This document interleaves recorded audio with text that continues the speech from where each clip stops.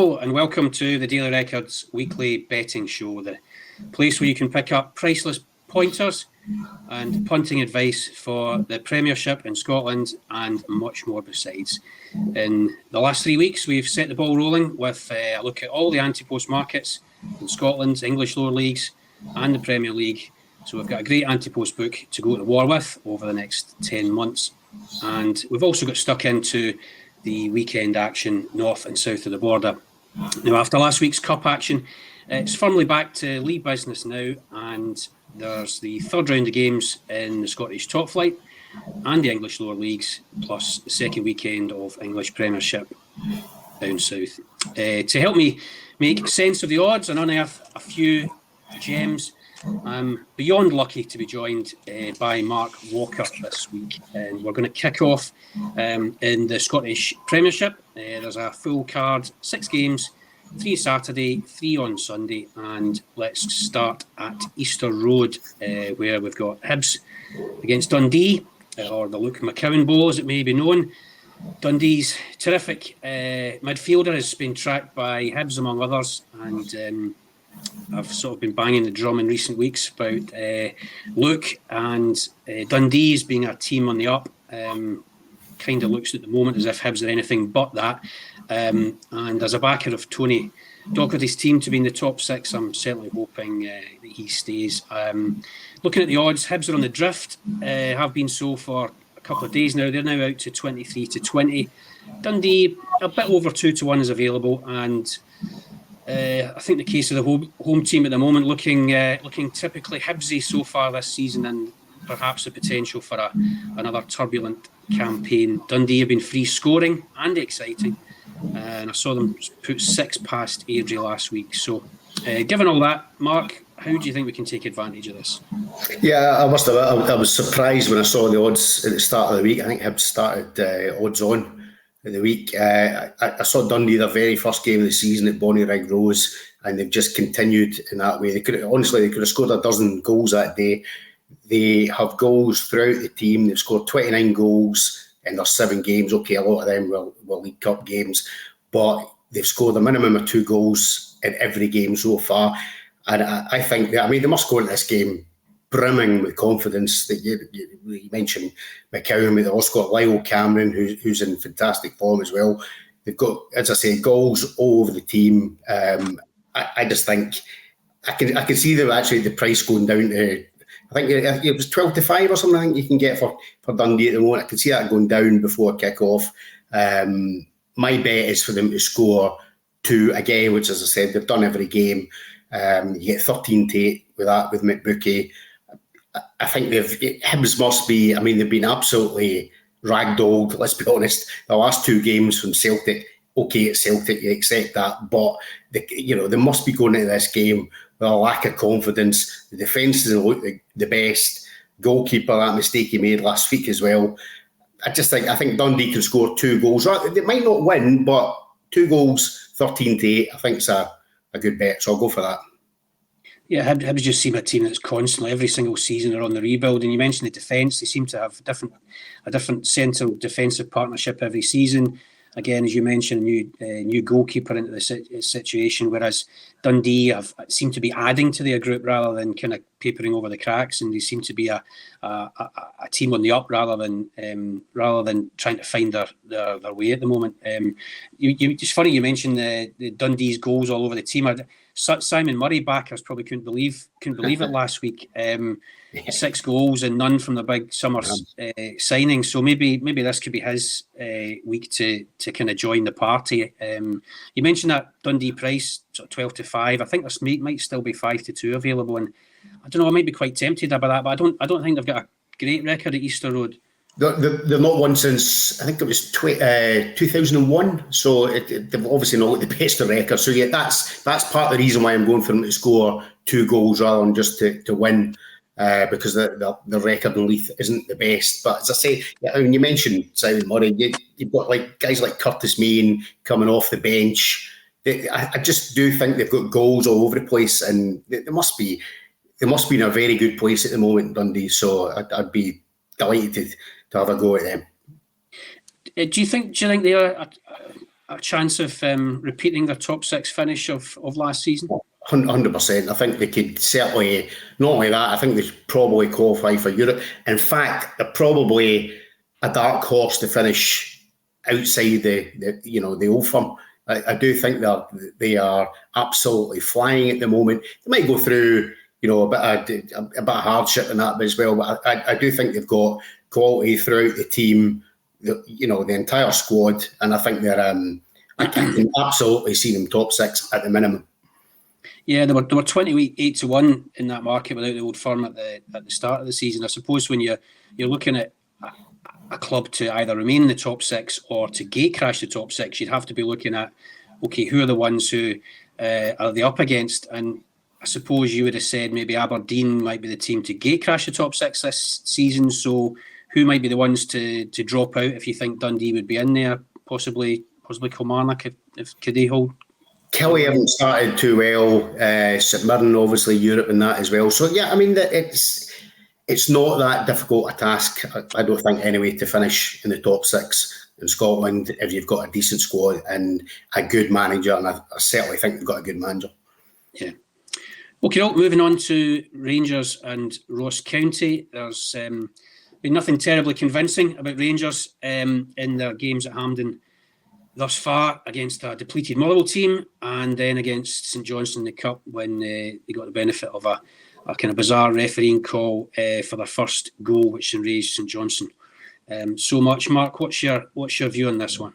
The bet has come up time and time again with Rangers is Rangers to win and both teams to score, particularly in the Premiership. I think 5 out of the last 6 games Rangers have played in the Premiership, that's come up, and I can see that happening again.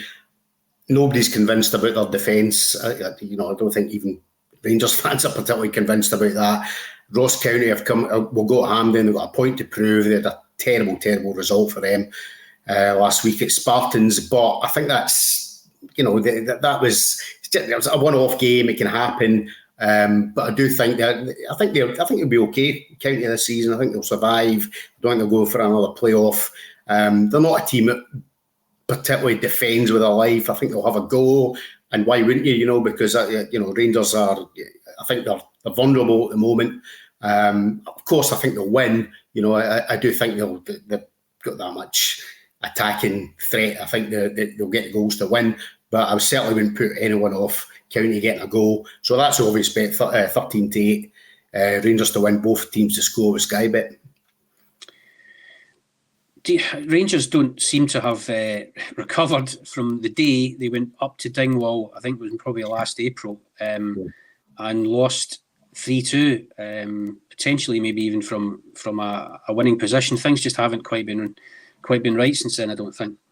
No, well, that was a first ever loss to Ross County, and you could put up a decent argument for saying it pretty much cost them the league last season. So, and since then, just things haven't been right. That we all know about the off-field problems and that as well. But on the pitch, they don't look a convincing unit.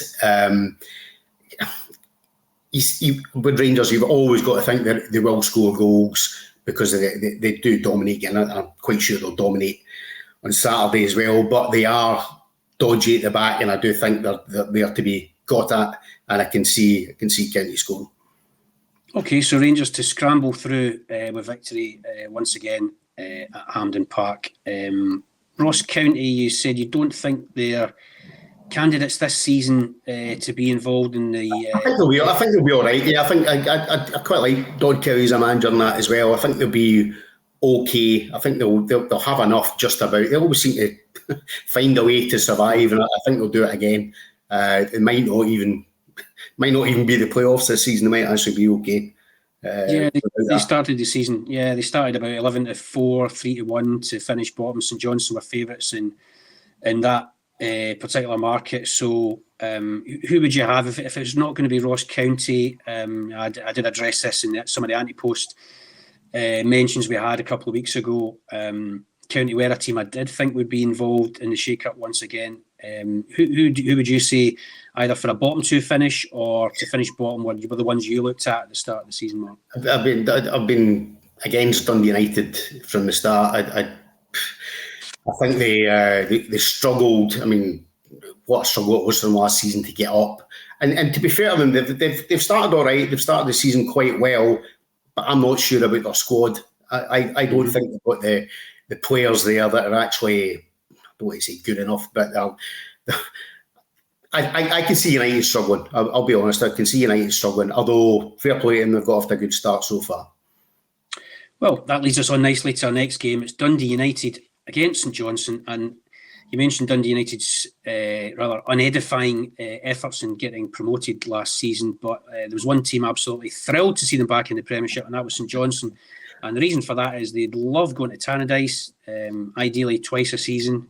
And they've won 5 and drawn 2 of their last 7 visits to Tannadice. You have to go back a long way to see a St Johnstone defeat, and obviously Craig Levein, going back to his former club, would love to make that run continue on Saturday afternoon. Now, St Johnstone have been on the drift for this game most of the week. They're now 3-1, and that's a price I'm going to watch, because they drifted markedly just before they went to Rugby Park 2 weeks ago and took Kilmarnock apart 3-0. I know they benefited from a Killigan down to 10 men early, but Saints were already a goal up at the time and playing pretty well. You mentioned you're not convinced by Dundee United. Perhaps, Mark, that might be something to do with defence as well. They've got some flair players in, but they could be vulnerable at the back, and that's where Saints are strong at the moment, is up top with Benji Kimpioka and Adama Sidibe. So I'm going to watch that price on St Johnstone, and perhaps if it gets any bigger than 3-1, I might start getting interested in it. But there's a couple of mentions in this game from different markets. Now, last week, I put up a rather ambitious anytime goal scorer in Jack Sanders. I'd noticed that St Johnstone had deliberately targeted being better at set pieces, both in the opposition box and in their own box, by getting 3 bigger central defenders in. So Sanders was one of them. That didn't work out last week, but it's definitely something I want to keep an eye on. And their new signing on loan from Hearts, Lewis Nielsen, is obviously a certainty to play as well. He is 50-1 with Sky Bet each way for first goal scorer, and they pay limitless places as well, so you can do this one each way. It's the player going back to his former club factor as well. He'll be up for all the corners and the free kicks, and he actually went close in his debut very early on in that game against Aberdeen on opening night.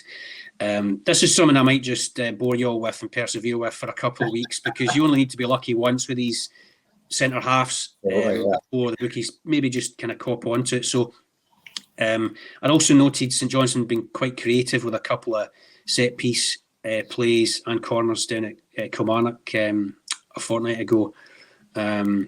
So perhaps one of their centre halves can take advantage of this at some point, and we don't have to have much on at those kind of prices. Second one that interests me in this game is a rather a novelty market, and it's for players to be shown a card. I just want to mention this guy, Aaron Essel, to you all. He's 2-1 with Bet365 to be shown a card on Saturday at Tannadice. This guy has got terrific potential. He's been playing predominantly in central midfield. He's only just turned 19, but he's going to be a real talent. He looks the full package in terms of a physical presence in that midfield area. Craig Levein doesn't actually know if that's his best position. He suggested there could be up to 6 different roles in the pitch that the Ghanaian can play, and it's going to be really interesting watching his development. But that doesn't stop us maybe taking advantage at the moment of the fact he's got the propensity for being a little bit rash in the tackle. He's still very raw, still getting used to the Scottish game.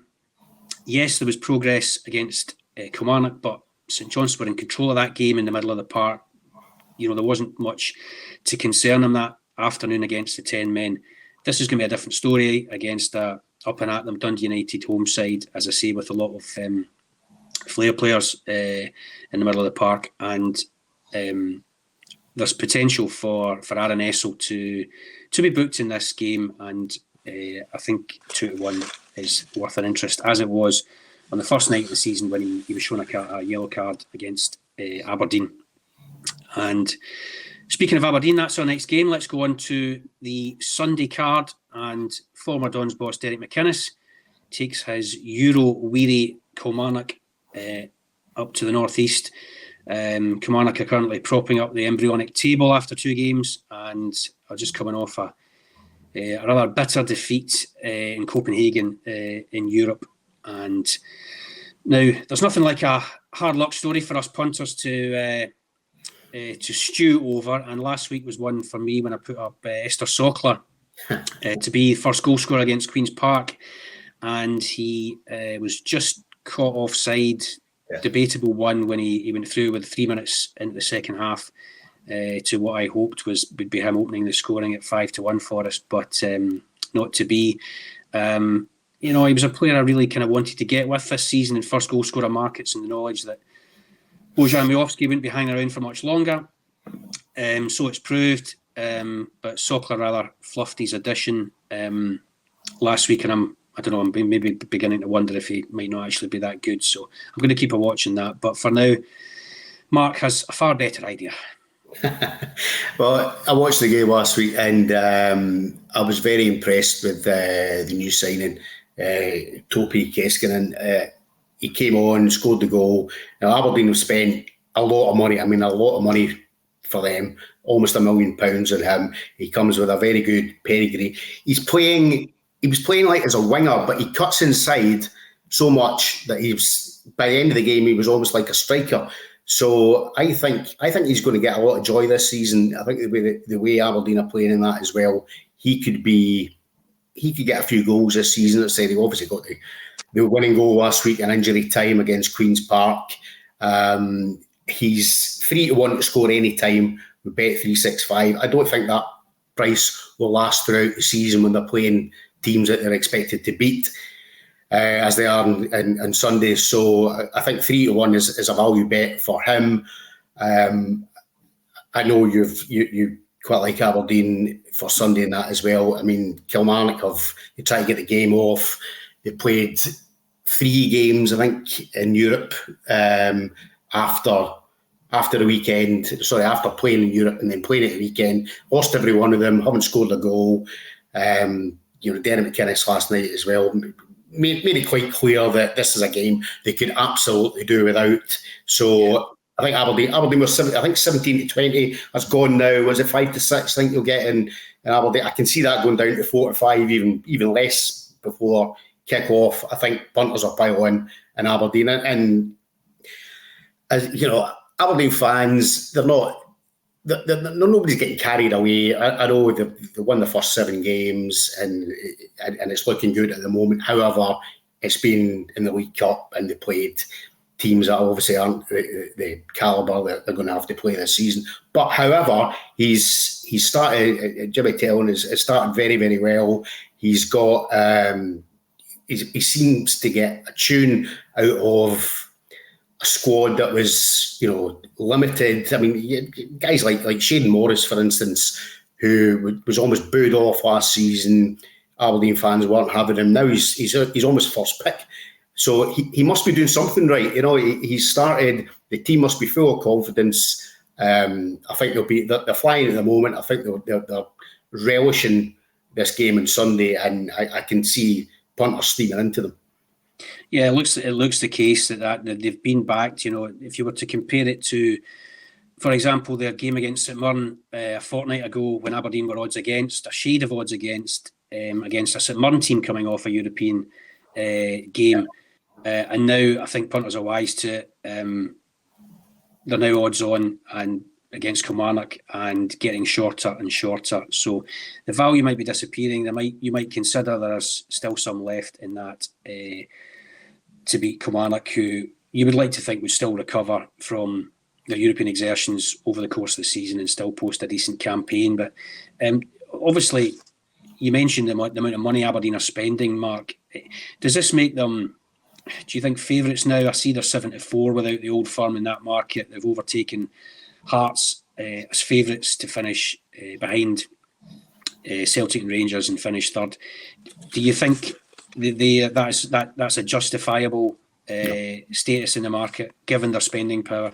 No, because I think Hearts have got a stronger squad, without a doubt at the moment. It's very, very early days with Aberdeen. They'll have bad days as well.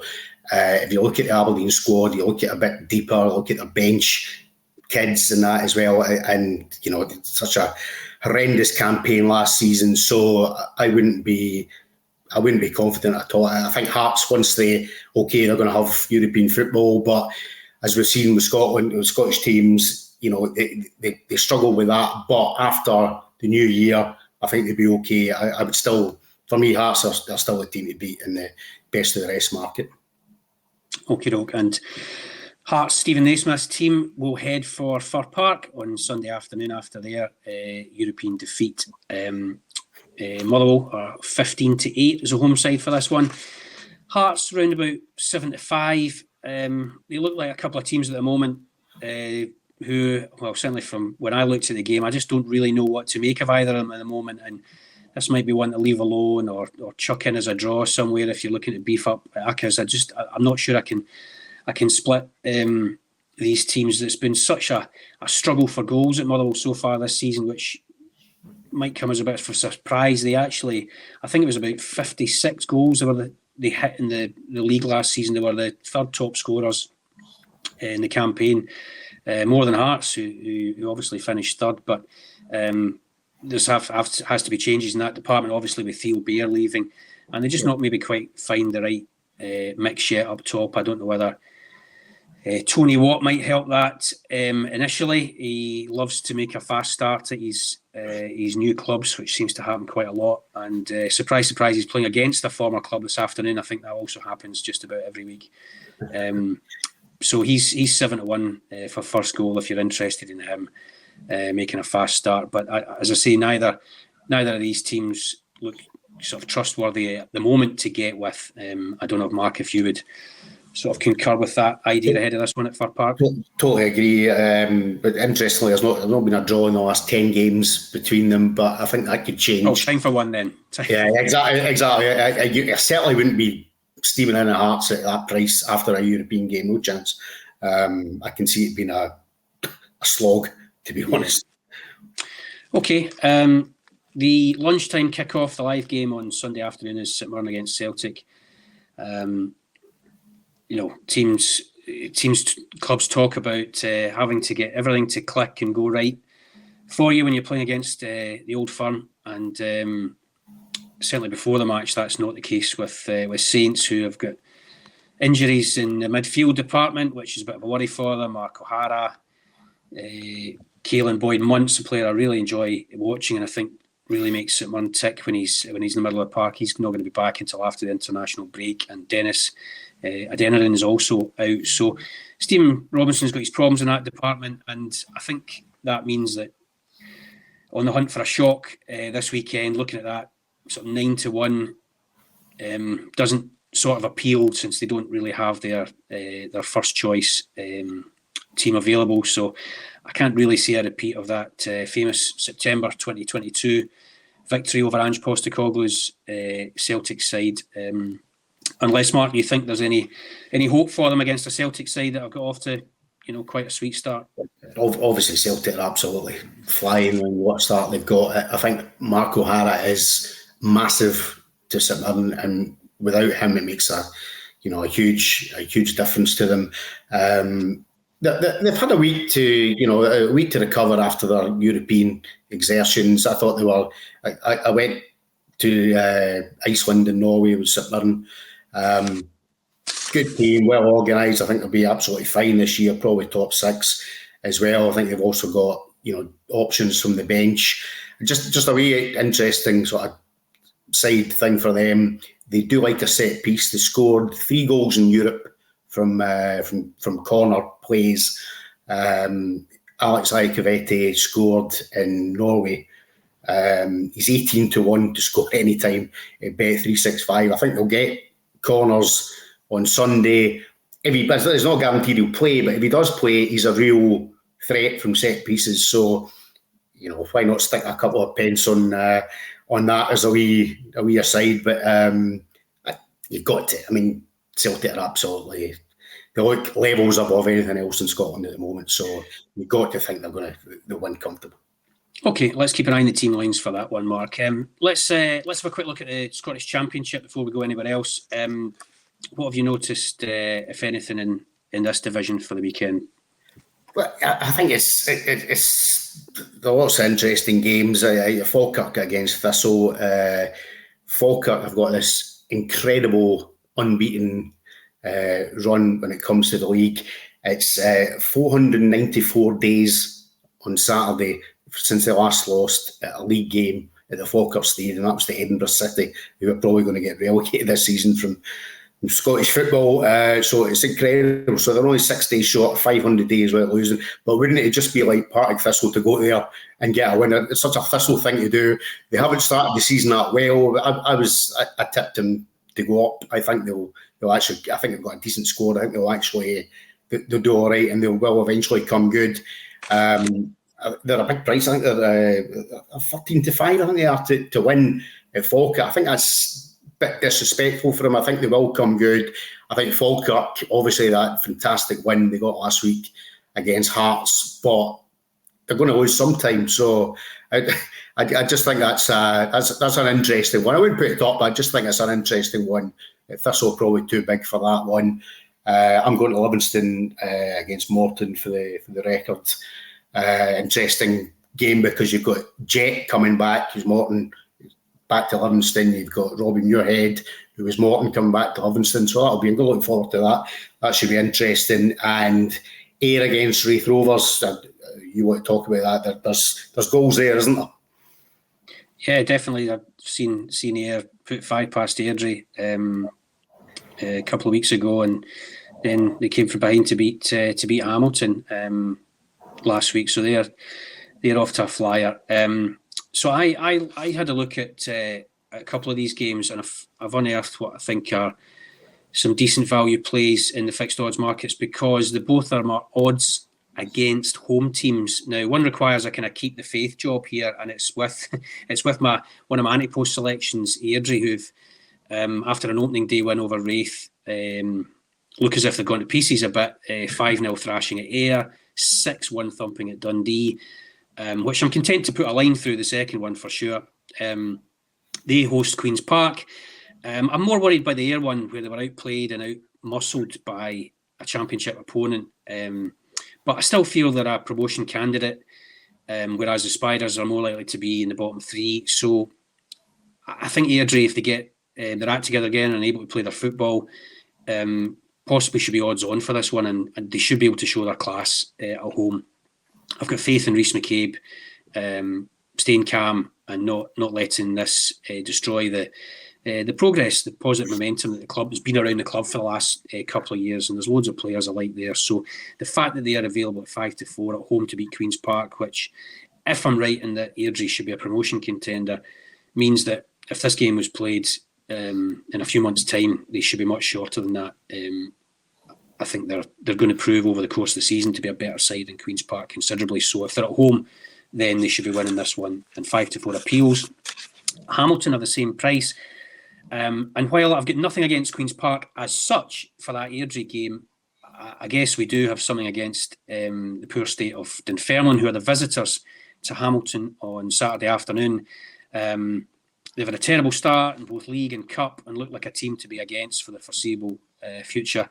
Lost the last 5, including against Cove Rangers, Forfar, and Livingston. I do feel for James McPake, who had a decent stab at promotion last season through trying to get in the playoffs, but he was just totally hamstrung by so many injuries. He's been struck with a curse again in this pre-season. The German investors have put the club up for sale as well, and there's just a bad vibe about the place. Yeah. Currently bottom of the table, and until we see signs of recovery or positivity about they're a team to be against. And to be fair to Accies, they gave Ayr a good run for the money last weekend, and probably on the first day of the season when they only lost 2-0. They've also got a point under their belt from drawing with Morton, so I think they've made a decent enough performance-wise start to life back in the Championship. And again, the fact they're odds against at home against a team that could be sinking fast makes appeal at that 5-4. Before we turn attention to England, Mark, maybe just a mention or two in Scotland's lower leagues, one or two. Yeah, I'm quite interested. Kelty Hearts against Cali Thistle. Fascinating game because in the summer, as everyone knows, Inverness tried to move lock, stock and barrel to Kelty to do their training. So that's an interesting encounter for that. I mean, I looked at all the lower league prices. I think the bookies have got it pretty much spot on. It's a very, very difficult league. League One this season in Scotland. Tricky one to call. The only one I thought might have been a little bit of value was Peterhead had won the first 3 league games of the season. They're 19-10 to win it. Spartans, obviously, they got that fantastic win last week over Ross County, but you see that all the time in Scotland. So they get a big one like that and then suffer a defeat. So a little bit of a big price for Peterhead, 90-10, but I think the prices are not, there's nothing really that stands out in the lower leagues in terms of prices for that. Okay, let's move down south now, and it's the second weekend of English Premiership action. So there's no firm big bets as such that we fancy here, but definitely a couple of mentions from Mark on the second weekend. And the first one is at Spurs against Everton. Yeah, I mean, I watched Spurs and was it Monday night at Leicester. I mean, they should have won comfortably. I mean, how they'd be kicking themselves. It was only a draw. I think Everton are to be opposed every week. I mean, every season they seem to survive somehow. This could be the last season at Goodison. This could be the season that actually ends them. They look in a right bad place. I think Spurs could cover a 1-goal handicap at 11. They're 2-5 to win, but 11-10 with a 1-goal handicap, I can see them winning and winning comfortably in that game. At Everton, I saw Everton last night were 5-2 for relegation. I mentioned in my English Premier League anti-post preview that I didn't really want to get involved in the relegation market in the English top flight this year because there was so many doubts about these point deductions. It was really, really messy. Plus the fact I fancied one of the teams that's come up to do quite well, Ipswich, and I just found it really tough to unearth a bet a team to be relegated, particularly when you saw Manchester City with all those charges hanging over them, and for that reason they have some daft price, like they're probably more, 4-time in a row title winners, and there are something like 11-1 to be relegated. So I just left that market. But 5-2 Everton is clearly a team you think are going to be in the mix. So that's I don't rate them at all, Everton. I really don't rate them, but we'll see. Okay. And the second game you just wanted a little glance at was Aston Villa Arsenal, the evening kickoff. Yeah, well, you could argue that Arsenal lost the title last season because they lost twice to Villa, home and away. Obviously, the manager's a big part of that as well. I think this is a very interesting. We'll get a good idea whether Arsenal are genuine title contenders again. That all started last week with a good win as well. So I think again 11-4. I think on Villa beating them. Arsenal are far too short for me, 4-5 to win this game. They obviously don't like playing against Aston Villa, so that's an interesting game for me. I'll watch it. Okay, I'd like to have a quick look at the Championship. Just one game that cropped up there was of interest to me, and it's a team that's got off to an absolute flyer, and this is why this is a risky bet, because I'm sort of going to oppose them. It's Burnley. Scott Parker's new club have dropped down again to the Championship, and they've won their first 2 games, 4-1 away to Luton, another relegated side, and they handed out a 5-0 thrashing to Cardiff City last weekend. So I'm a brave man for taking them on, I guess, but they travelled to Sunderland, who've also won the first 2 games and also look quite pleasing in doing so. They beat Cardiff away from home 2-0. And we're also responsible for thrashing Sheffield Wednesday last weekend. And Wednesday are a side that I think could be rounded about the top half of the Championship this season. So that form's quite good. Burnley's big thing, they've got such pace going forward, but there's plenty of young legs in this Sunderland side this season. For example, midfield, the much touted Chris Rigg at 17 years old and playing there with Job Bellingham, younger brother of, in the middle of the park as well. So I also fancy them they've got off to a bright start, and I just wonder if that might continue. I saw They were quite a big price at 5-2 for a home game at the Stadium of Light. Perhaps an overreaction to the first two games, with Burnley being quite so short for this test.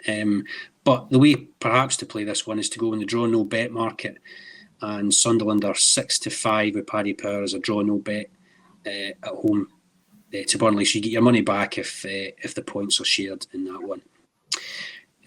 Before we finish up, let's drop down to League One in England, and Mark has a firm bet here. Wrexham are off to a fine start, which should suit their publicity machine, and is going at full pelt for their owners at the moment. Having gained promotion from League Two, they're off the mark with a draw and a win, 4 points, but so are their visitors on Saturday, Reading. Yeah, quite. Reading seem to be again disrespected in this. The 13-5 to win. They got a draw at big spending Birmingham the first week of the season. Then they hammered Wigan. So I think they're a big price to win. A bit of a yo-yo club. Reading seem to be Championship League One. So a decent price for them to win on Saturday. Okay, I'm certainly going to mention one as well, and I'm getting with one of my teams that I put up in the anti-post market. It's Rotherham, who are playing at Wycombe on Saturday afternoon. Sticking with my old pal Steve Evans, who, surprise, surprise, in the early weeks of the season has been a naughty boy again. He's been hit with a touchline ban, which he served in midweek in a cup game against Mansfield, and frustrations clearly early in the season building on him, because they lost their first game against Exeter 1-0 and drew last week 0-0 against Bristol Rovers in the first home game.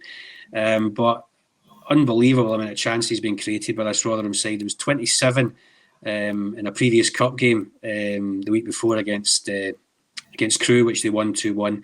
Another 20 plus against Bristol Rovers last weekend at home. And I think the floodgates at some point are going to open. There's so much talent, attacking talent, particularly in guaranteed cast iron third-tier English League goal-scoring quality, particularly in the shape of Johnson Clark-Harris, who's surely bound to come alive. He's been twice the top scorer in this division. They go away to Wycombe on Saturday, and they're 19-10 with William Hill. And if things click as they should do, surely now in front of goal, then that to me will probably be my main bet in the English low leagues this weekend. So that's us covered. Our thoughts for this week. We can sign off maybe if Mark can just tell us what he thinks is his best bet for the weekend. Yeah, just going back to Dundee to score 2 goals or more in Leith and Saturday. I just think that, as I said, we've covered it. I think they're flying this season. They're playing a team that are struggling so far at the start of the season. That for me, that's a bet of the weekend. Great stuff. Good luck with that one to Mark, and many thanks to you indeed for joining us. Good luck to one and all for the weekend. We'll see you all next week.